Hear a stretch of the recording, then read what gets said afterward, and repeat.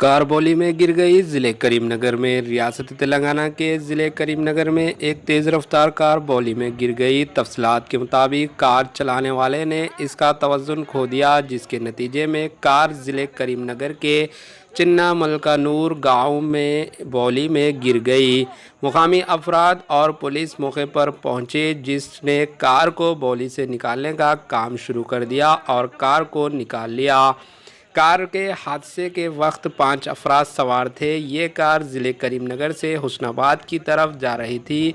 ये हादसा पेश आया। Bureau report AH news.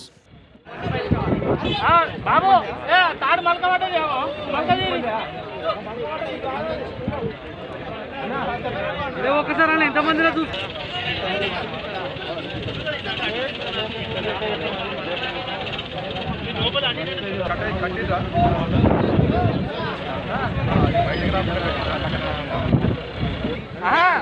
బండి కాదు వేరే తాళ్ళ కడదాం సైడ్ మన ముల్కనూరు దగ్గర ఉన్నాం।